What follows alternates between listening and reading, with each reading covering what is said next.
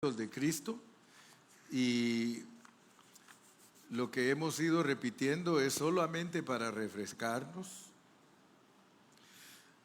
¿Se recuerdan ustedes que los últimos aspectos que hablamos de ellos fueron 15 aspectos de la ascensión de Cristo?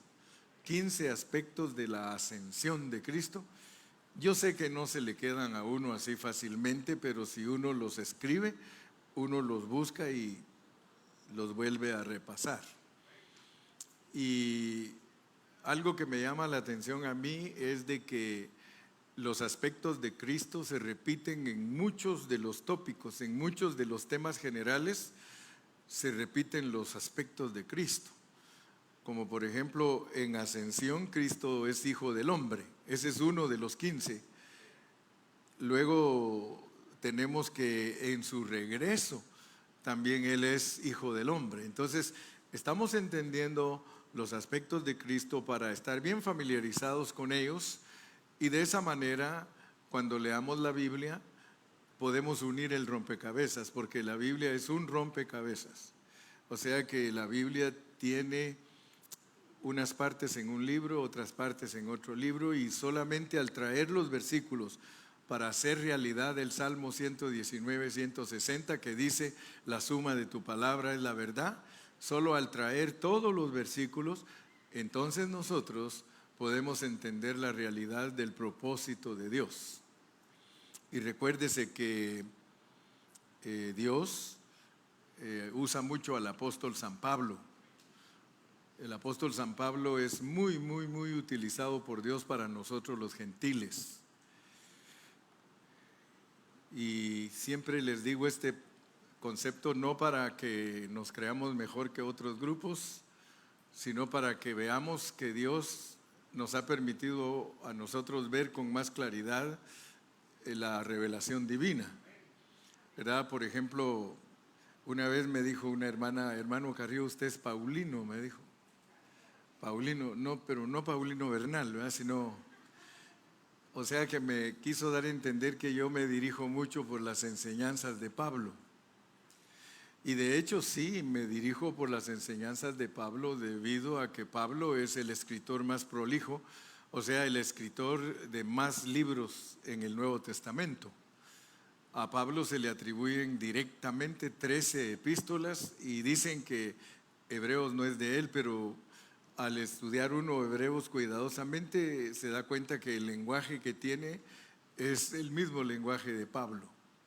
Entonces, para mí, en lo personal, Pablo escribió las 14 epístolas.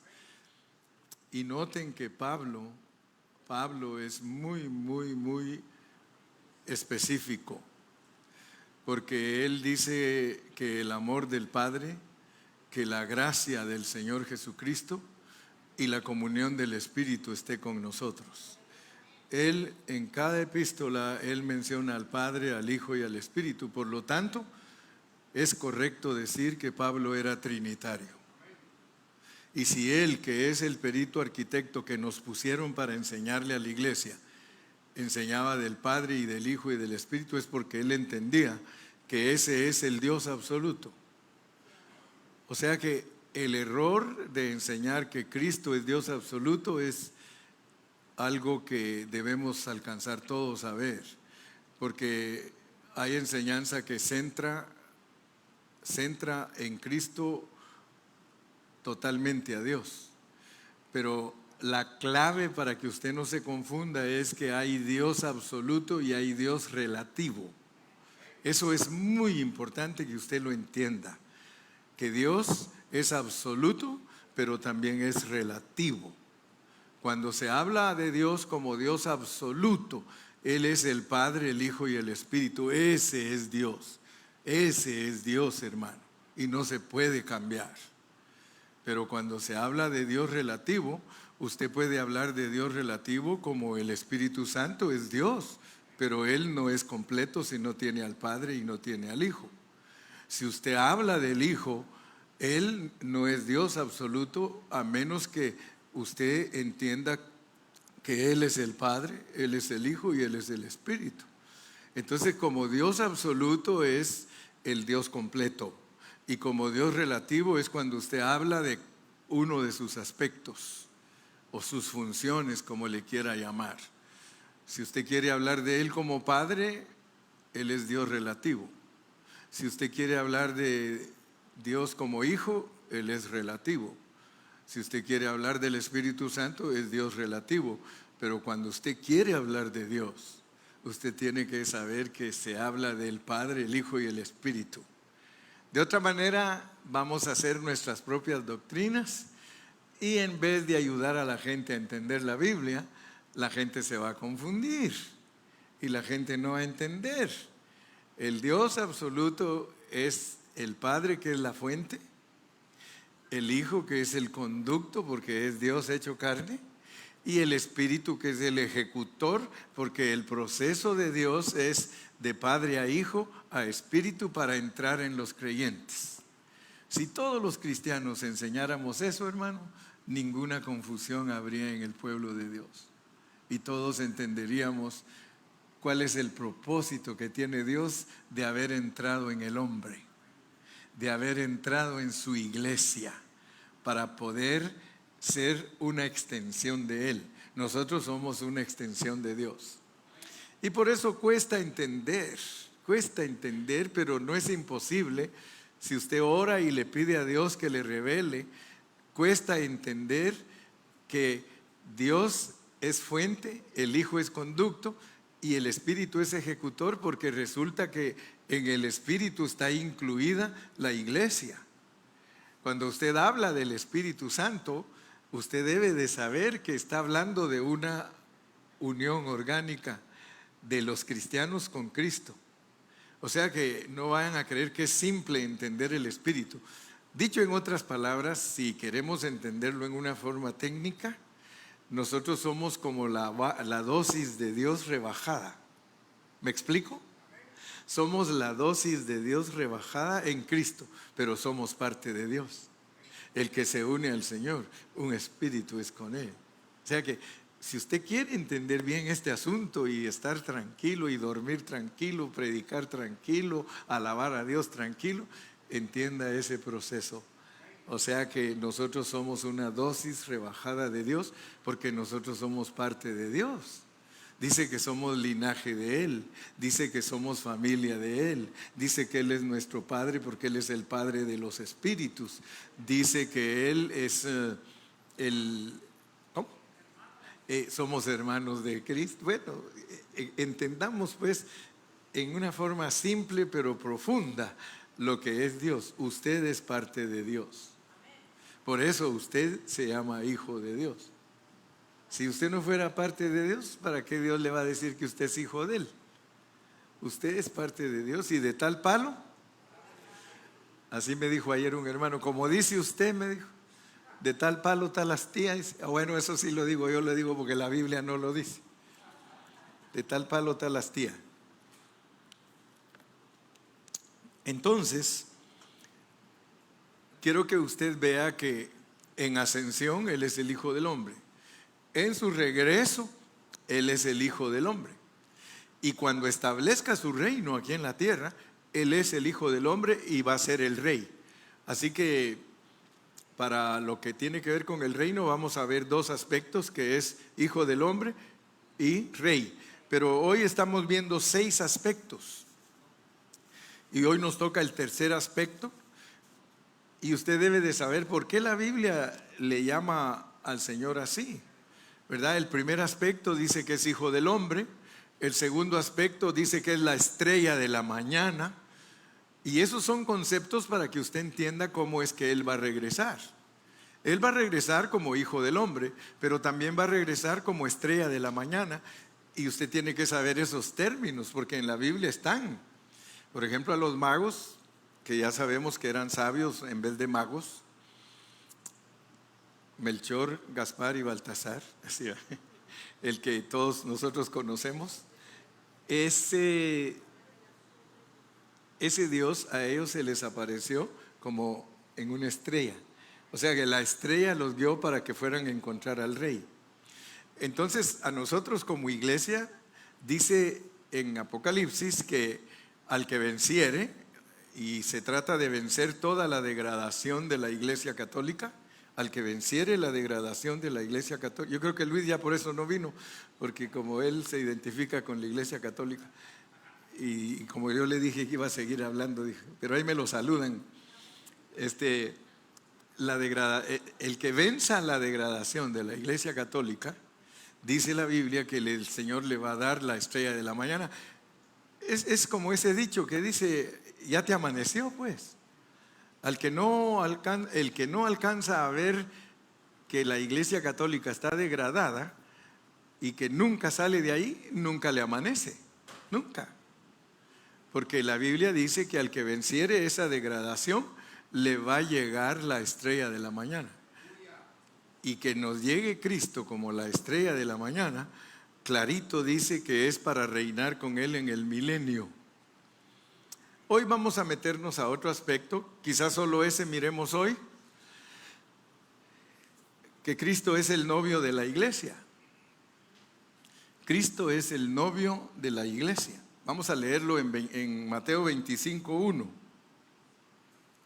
Mateo 25:1, cuando todos lo puedan ver ahí en la pantalla, yo también. Dice, entonces el reino de los cielos. Ustedes ya saben que cuando la Biblia habla de el reino de los cielos, se está refiriendo a una sección que Dios abrió.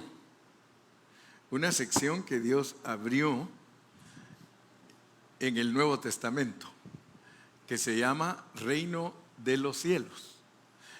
Y cuando uno estudia la Biblia en una forma seria, uno se da cuenta que el reino de los cielos es varias cosas. El reino de los cielos es Cristo mismo. El reino de los cielos es la iglesia. El reino de los cielos es el milenio. El reino de los cielos es algo que vino aquí a la tierra. Arrepentíos, porque el reino de los cielos se ha acercado. Y el que vino era Cristo, por eso Él dijo, arrepentíos porque el reino de los cielos se ha acercado. O sea que un reino que Dios quiere establecer empezó a verse desde Juan el Bautista, porque Él anunció que Él no era, sino que el que venía detrás de Él, ese es el rey, dijo. Entonces Cristo siguió predicando que el reino de los cielos venía. Y noten que si entendemos esa expresión, el reino de los cielos se ha acercado, nos vamos a dar cuenta que el reino de los cielos se va acercando y acercando y acercando. Hoy día se sigue acercando, porque se tiene que establecer aquí en la tierra. O sea que cuando Cristo regrese, ya no van a decir arrepentidos porque el reino de los cielos se ha acercado, sino que va a decir, como dice Apocalipsis, llegó el reino. Llegó el reino. Mientras que Cristo no regrese, todos nosotros tenemos que predicar arrepentidos porque el reino de los cielos se ha acercado y se sigue acercando. Entonces el reino de los cielos, fíjense cómo nos lo pone la Biblia, será semejante a 10 vírgenes que tomando sus lámparas salieron a recibir al esposo. Esa es parábola. Es una parábola para que nosotros entendamos cómo va a ser la venida de Cristo a la tierra. La palabra de Dios nos indica que Cristo en su regreso, Él es el novio. Él es el novio.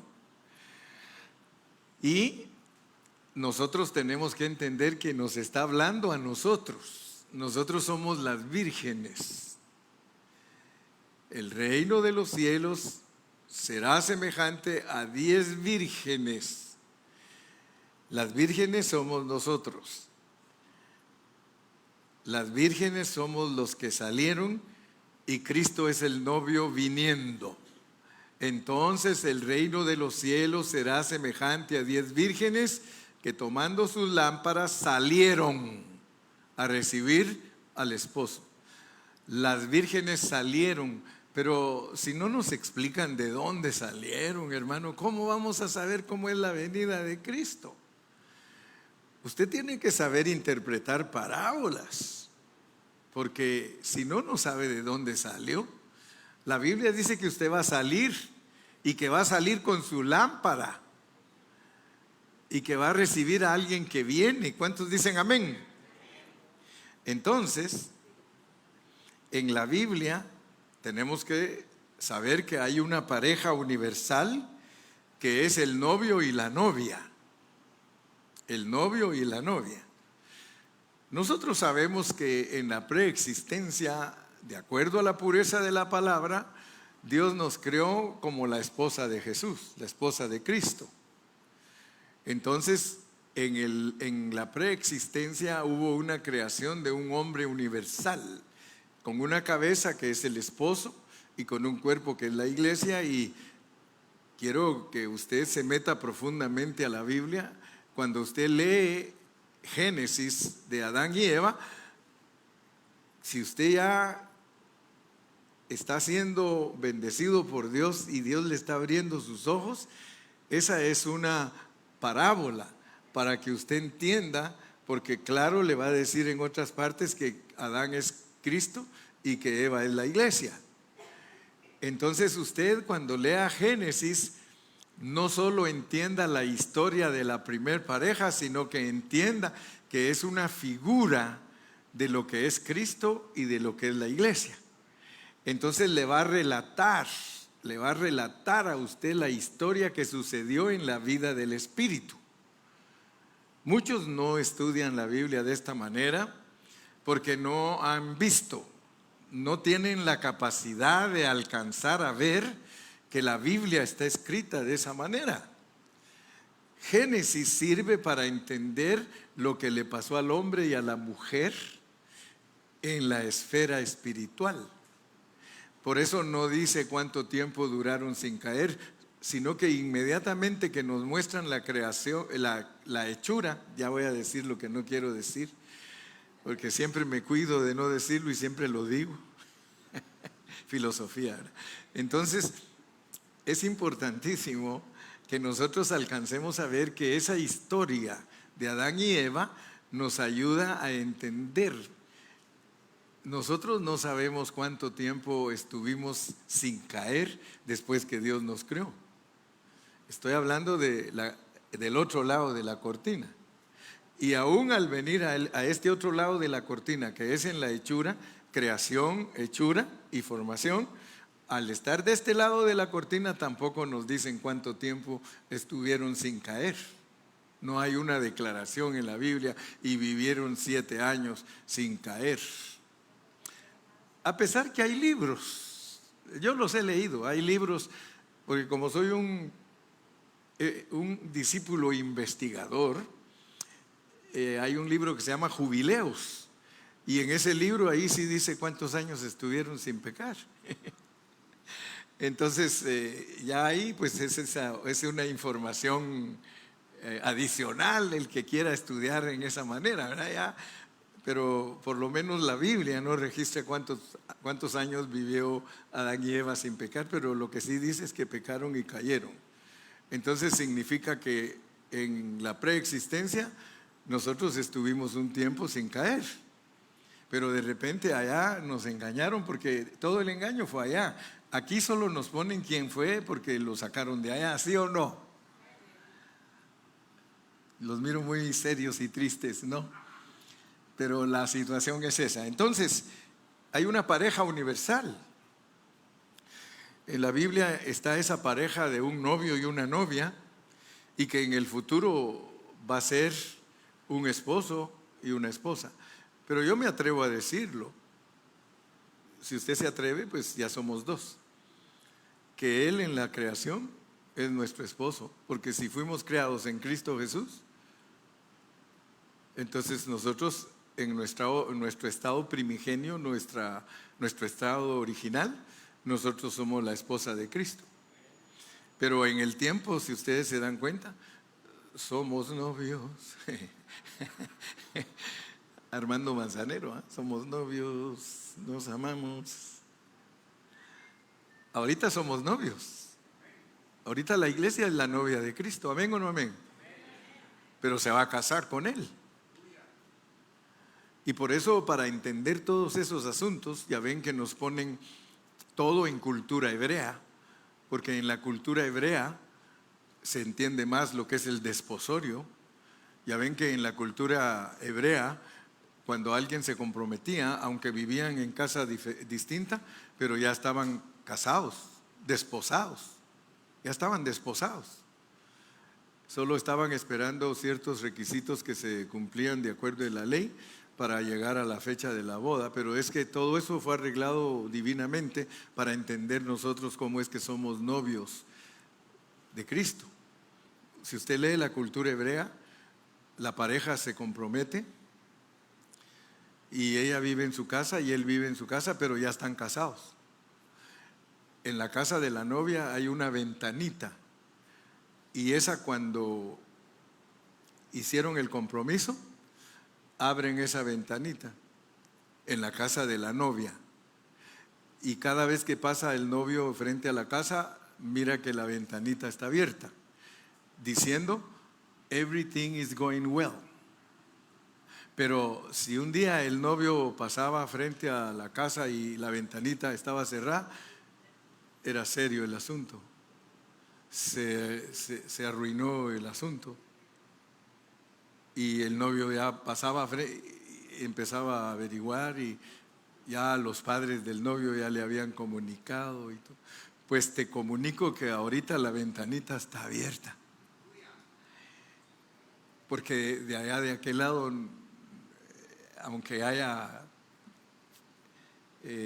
problemas, el Señor dice: no me vayan a cerrar la puerta, porque todo lo que le pase yo ya sé, y además yo así la quiero. En cambio la ley no. Con la ley se tenía que cerrar la ventanita. Pero el novio de nosotros ahora, a pesar que es hebreo espiritual, él tiene la ventana abierta y se aseguró que haya algo que no se pueda cerrar. Usted debería darle un aplauso a Cristo. Dele un aplauso al Señor. Porque dice que Él viene, mire, entonces el reino de los cielos será semejante a 10 vírgenes que, tomando sus lámparas, salieron a recibir al esposo. Vamos a leer que en los 4 evangelios dice que Cristo es nuestro novio. Vamos a empezar con el primer versículo, Mateo 9:15. Mateo 9:15. ¿Puedes decir: Cristo es mi novio? Aleluya, Cristo es mi novio. Dice, Jesús les dijo: ¿acaso pueden los que están de bodas tener luto entre tanto que el esposo está con ellos?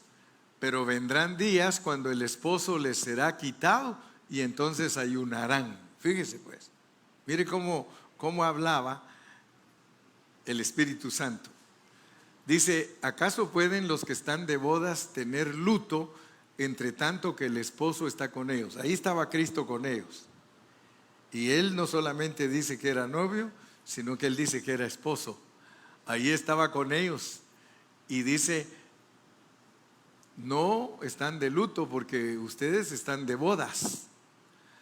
Pero van a venir días, les dice, cuando el esposo les será quitado, y entonces ayunarán. Y fue un periodo muy cortito, porque solo fue el periodo en que Él murió y resucitó, porque al resucitar ya no solamente estaba con ellos, sino dentro de ellos. Pero hubieron unos días de aflicción terrible en la que los discípulos tuvieron que ayunar, porque les quitaron al esposo, lo mandaron a la cruz. Pero ya ven que días nada más. Solo tardó 3 días para resucitar, y después de eso para entrar en ellos. Solo una tarde, porque en la tarde ya estaba dentro de ellos. En la tarde del día de resurrección Él se sopló, ya resucitado, y les dijo: recibid el Espíritu Santo. Desde ese momento ya estaba Él dentro de ellos. Entonces fue muy poquito el tiempito que ellos estuvieron esperando, 3 días nada más. Y ya en la tarde de la resurrección, que era después del tercer día, se puede decir que allá por ya para entrar casi al cuarto día. Ellos ya andaban bien contentos y se fueron otros 10 días al aposento alto para que el Espíritu se derramara sobre ellos, para que se cumpliera la escritura de que no solamente lo tendrían dentro de ellos, sino que también sobre ellos, dentro de ellos para vivir una vida de virgen y sobre ellos para vivir una vida de autoridad. Aleluya, gloria a Dios. Entonces, denle palmas al Señor. Vamos a leer también en Marcos 2:19. Marcos 2:19. Marcos 2:19. Dice, Jesús les dijo: ¿acaso pueden los que están de bodas ayunar mientras está con ellos el esposo? Entre tanto que tienen consigo el esposo, no pueden ayunar. Les dije que íbamos a leer 4 versículos donde nos muestra la Biblia que Él es el esposo, Él es el novio. Lucas 5:34. Lucas 5:34. Lucas 5:34. Y Él les dijo: ¿podéis acaso hacer que los que están de bodas ayunen entre tanto que el esposo está con ellos? Y por último leamos Juan 3:29. Estamos solo comprobando que Él es el esposo, que Él es el novio. La Biblia nos dice las dos cosas, que Él es el esposo y Él es el novio. Por lo tanto podemos decir que en la eternidad pasada ya Él era nuestro esposo, en el tiempo es nuestro novio y en la eternidad futura otra vez nuestro esposo. 3:29 dice: el que tiene la esposa es el esposo, mas el amigo del esposo, que era Juan el Bautista, que está a su lado y le oye, se goza grandemente de la voz del esposo. Así pues, mi gozo está cumplido. O sea que Juan el Bautista se consideró un amigo del esposo. Gloria a Dios. Entonces ya sabemos que Juan el Bautista representaba la ley, porque él fue el último profeta de la ley. La ley solo es amiga del esposo. Gloria a Dios, el que manda es el esposo. Entonces, gracias al Señor que podemos ver aún más. Veamos otro versículo que nos amplía este concepto. Vamos a Juan 3:30. Juan 3:30. Y miren este versículo que muchos cristianos lo usan mal. A veces, al usar este versículo, dice: es necesario que Él crezca, pero que yo mengüe. A veces los cristianos creemos que ese versículo significa que Cristo debe crecer en nosotros y nosotros menguar. Pero la realidad es que está diciendo, Juan el Bautista está diciendo que el que tiene que crecer es Él, porque va a estar adentro de los discípulos y son el agrandamiento de Cristo, la extensión de Cristo. La iglesia es el crecimiento de Cristo. Eso es lo que significa ese versículo, mientras que la ley, que era Juan, tenía que menguar, tenía que desaparecer. Amén. Entonces ahí tenemos algo más profundo mostrándonos el agrandamiento de Cristo, que es su iglesia. Entonces, en su retorno, Él viene como el novio para su novia. Como el novio, el Señor Jesús es la persona más atractiva y más placentera de todo el universo. Él no solo es Dios, Él es Señor, Él es Maestro, Él es Salvador, pero aún más, Él es novio, la persona más placentera. En su regreso, Él viene como novio. Cuando uno está joven, uno se enamora mucho de la mujer con quien quiere casarse, ¿sí o no? Ya ustedes ya están tristes por eso ya no contestaron amén, pero por eso me gusta predicarles a ustedes, porque son muy sinceros en nuestro diálogo, ¿verdad? Porque yo nunca he creído que soy un predicador de monólogo. Monólogo es que solo el predicador habla y habla, pero Diálogo es cuando mi predicación hace que usted, aunque no esté hablando, se está comunicando conmigo. Entonces me di cuenta ahorita porque dije, cuando uno está joven, uno se enamora mucho y de la mujer con quien quiere casarse y solo dos dijeron, amén, calladito. Pero la realidad es esa, la realidad es de que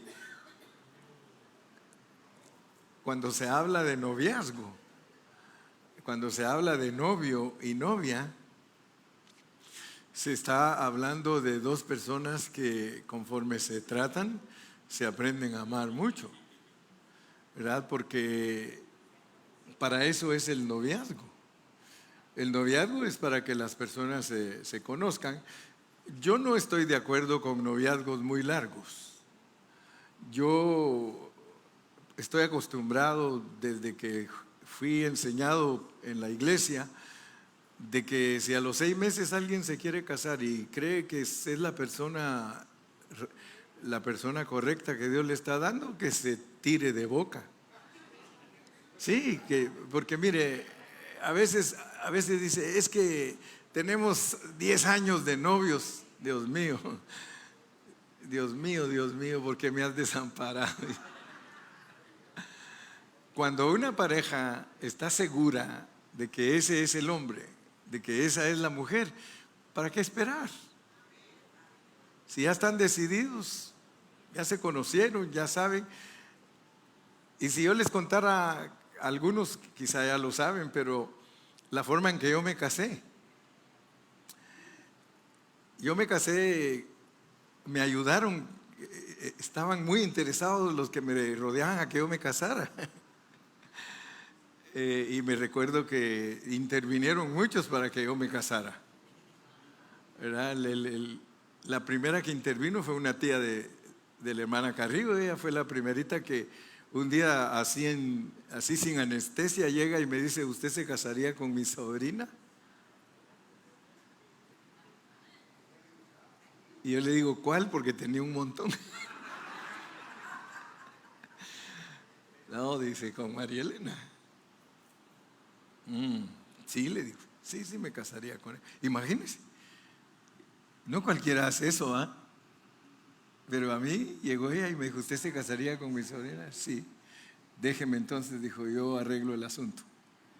Se fue con mi mamá y le fue a decir a mi mamá, doña Beatriz, le dijo, ¿usted dejaría que Gilberto se case con mi sobrina? Ella también le dijo, ¿cuál de sus sobrinas? Pues la hija del pastor. Solo imagínense cómo se llamaba mi suegro, Mardoqueo. Pues me querían dar a Esther, ¿eh? Entonces le dije yo, sí me caso con ella, sí. Y además le dije, usted no quiere que me case con ninguna que no sea cristiana, porque ya me tenía amenazado. Se casa usted con una que no es cristiana y no voy ni a su boda, aunque lo quiero mucho. Así me decía. No, le decía. Pero el asunto es de que yo me quería casar ya al año. Al año ya le dije yo a mi suegro que me quería casar. Y me dijo, ¿sabe qué? Que este año no vamos a poder ir a Guatemala. Porque ellos iban cada año. Dice, pero este año no vamos a ir a Guatemala. Quería detenerla otro tiempo con él. Hasta los 2 años me la llevó. Nunca le había agarrado la mano. Nunca la había besado. Nunca la había abrazado. Y me la llevaron para que me casara con él. Solo nos habíamos escrito y hablado por teléfono y me decepcionaba, pues, porque no me hablaba. Yo que sí, que esto, que el otro, que sí, hay que orar. Y tal y tal. Está bien, dejémosle al Señor todo. Media hora hablando yo, hermano, y ella solo sí, no, podría ser, a lo mejor. Habría que verlo. Bueno, nos casamos. Y estuvo buena la película. Les estoy hablando de hace 49 años. Ayer cumplimos 49 años.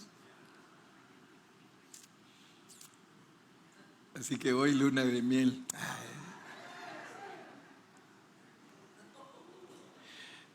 Muchachos, cuando ustedes estén seguros que es Dios el que les dio su esposa, no esperen tanto. ¿Por qué estoy hablando de esto? Porque Cristo es el novio y la iglesia es la novia.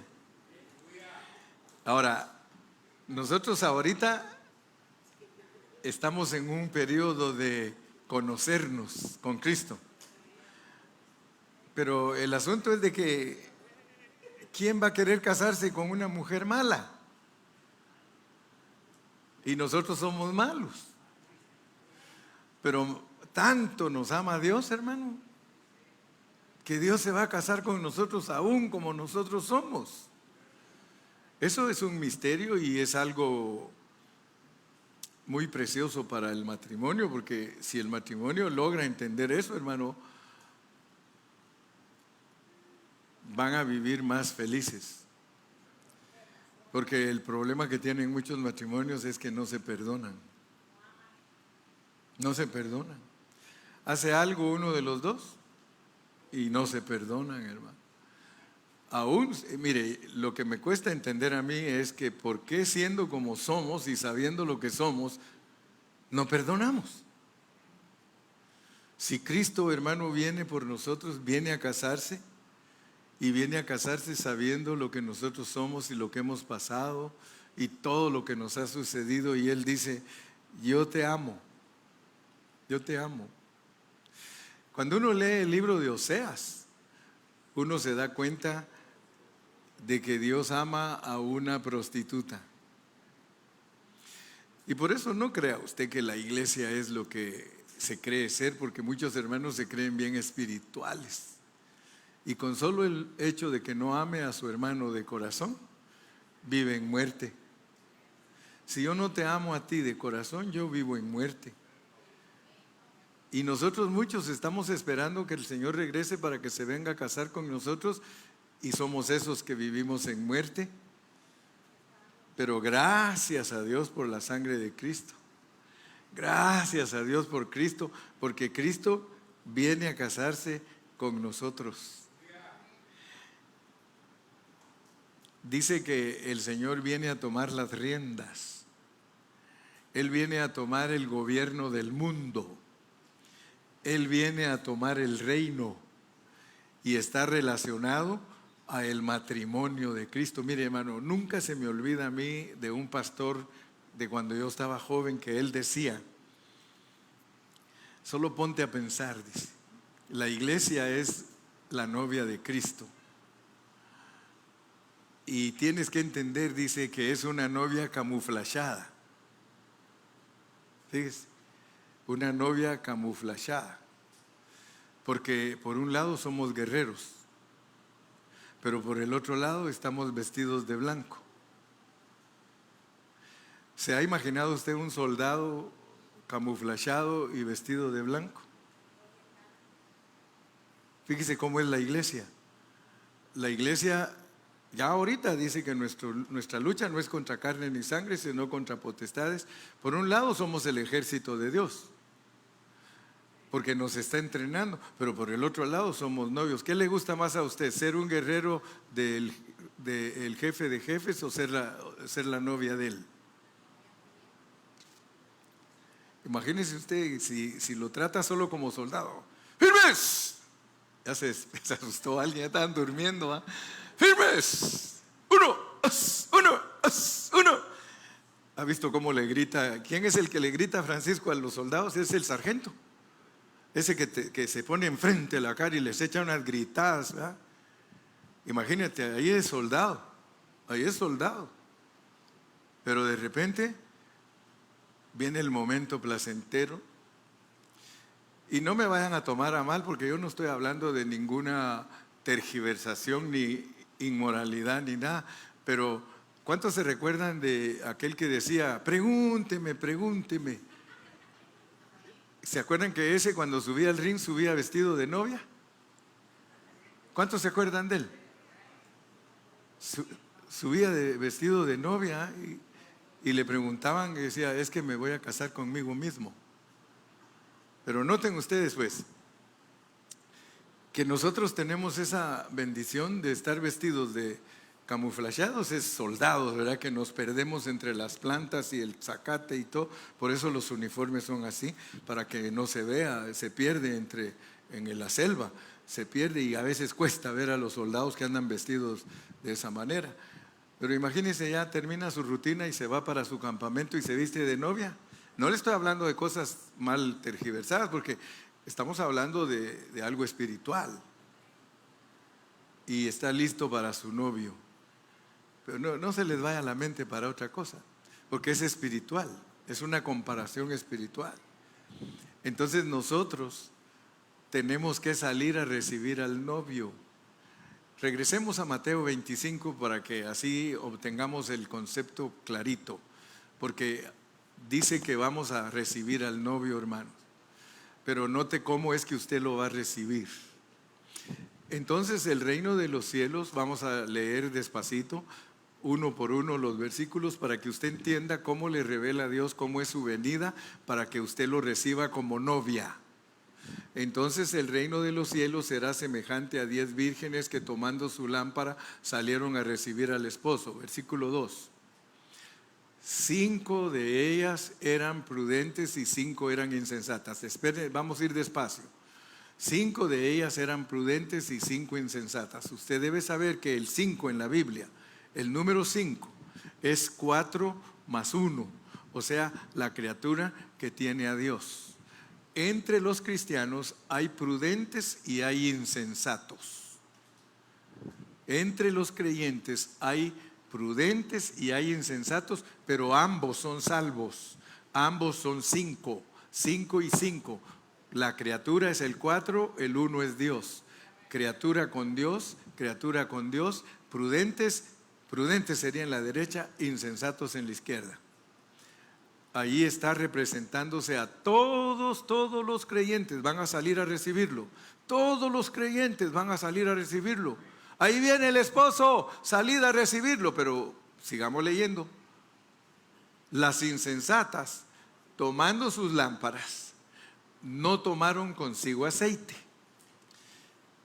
Las insensatas tomaron sus lámparas, pero no tomaron consigo aceite. La lámpara tenía aceitito, pero mire lo que dice el verso siguiente: había que tener extra oil. Mas las prudentes tomaron aceite en sus vasijas, juntamente con sus lámparas. O sea que las prudentes tenían su aceitito en la lámpara, pero aparte agarraron su vasijita también con aceite. Si usted quiere verdaderamente entender las parábolas, tiene que auxiliarse con la Biblia. Lea Proverbios 20:27. Proverbios 20:27. Para que usted sepa lo que es la lámpara y lo que es la vasija. Lámpara y vasija. Lámpara de Jehová es ¿qué?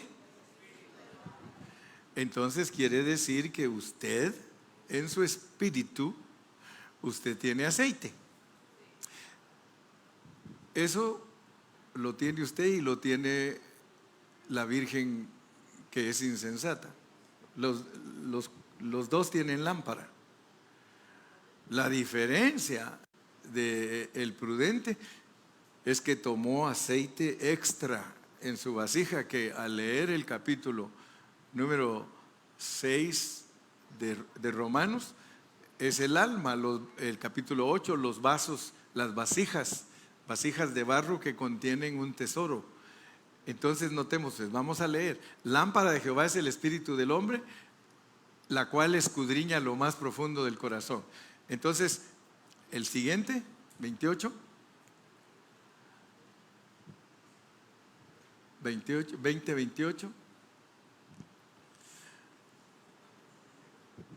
Oh, no era ese el que íbamos a leer, era el regresar a Mateo 25, Y nos toca ¿cuál? ¿El 7 o el 8? Mateo 25, gracias, yo sé que te confundí, Marquito. Dice, y tardándose el esposo. ¿Cuánto se ha tardado el esposo en venir? Más de 2000 años, ¿sí o no? Cabecearon, ustedes tienen que leer la Biblia, y cabecear es enfermarse. Si alguien está cabeceando es que está enfermo. Así lo pone la Biblia. Cabecearon todas y se durmieron. O sea que tardándose Cristo, los cristianos se enfermaron y después se murieron. 6. Y a la medianoche, que es la gran tribulación, se oyó un clamor: aquí viene el esposo, salid a recibirle. Cuando esté aquí en la tierra la gran tribulación, se va a oír un grito diciendo: salid. ¿De dónde hay que salir? Está hablando de los que están muertos en la tumba. Salgan a recibirle porque ya vino el esposo. 7. Entonces todas aquellas vírgenes se levantaron. Todos los cristianos resucitan, sean prudentes o sean imprudentes, ellos resucitan y arreglaron sus lámparas. Mire, cuando resucitan, lo primerito que necesitan es tener lámpara con aceite, espíritu salvo. Y empiezan a arreglarla, versículo 8. Y las insensatas dijeron a las prudentes: danos de vuestro aceite, porque nuestras lámparas se apagan. Fíjese, hermano, una virgen que es insensata tiene aceite en su espíritu, pero ya casi se le acaba. Y le pide a la que tiene extra, porque la que tiene extra tiene aceite para echar más en la lámpara. ¿Ok? O en la lámpara para el otro lado, cualquiera de los dos. Y las insensatas dijeron a las prudentes: danos de vuestro aceite, porque nuestras lámparas se apagan. Verso 9. Mas las prudentes respondieron: para que no nos falte a nosotras y a vosotras, id más bien a los que venden y comprad para vosotras mismas. Eso quiere decir que si nosotros nos morimos como cristianos imprudentes, insensatos, nos va a hacer falta aceite en la resurrección. Y las vírgenes prudentes van a tener aceite no solo en su lámpara, sino también en su vasija, que es el espíritu y el alma, ambas llenas del Espíritu de Dios. Y las otras van a querer que les conviden, que les den, pero les dicen: no, vayan a comprar. ¿Qué significa eso? Que nosotros, después de resucitados, si estuvimos escasos, se puede ir a comprar. Se puede ir a comprar. Quiere decir que los cristianos no se pierden. Sea insensato, mayormente si es prudente, tiene aceite de sobra para ser una virgen victoriosa. Pero el que no fue victorioso puede ir a comprar. Hay que traer otros versículos para auxiliarnos, en donde dice que se llama el lloro y el crujir de dientes, o se llama cárcel. El católico le llama purgatorio. Pero de ahí que ya haya comprado su aceite puede regresar. Usted lo va a ver ahorita. Leamos el 10. Pero mientras ellas iban a comprar, vino el esposo, y las que estaban preparadas entraron con él a las bodas, al milenio.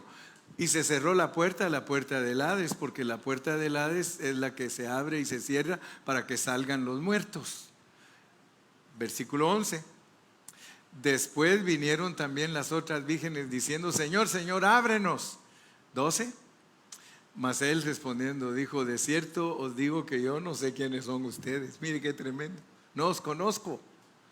Versículo 13. Velad pues, porque no sabéis el día ni la hora en que el Hijo del Hombre ha de venir. 14. Porque el reino de los cielos es como ahora cambia a otro, ahora nos va a mostrar otra cosa, pero siempre respecto al reino de los cielos. Sí, yo creo que después viene la lección para seguir esto, pero vamos a finalizar allí. Y solo quiero otra vez hacer el resumen para que todos se vayan tranquilos y que puedan decir: gracias, Señor, porque estoy entendiendo tu venida.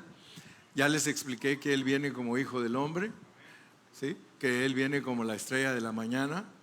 Ahora les mostré que Él viene como el novio, y que para participar de las bodas hay que tener salvo el espíritu y el alma. Espíritu y alma. Y como ya esta iglesia entiende, porque les hemos explicado por tantos años, que la salvación del Espíritu es una dádiva de Dios.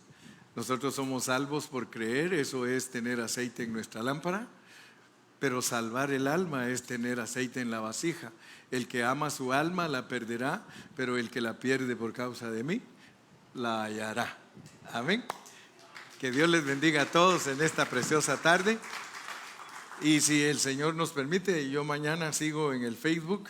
Mañana les voy a hablar de lo que sigue después de que recibe a los cristianos. Viene que Él es el juez de las naciones. Él es el juez de las naciones. ¿Quiere usted oír la continuación del mensaje de hoy? Esté listo mañana.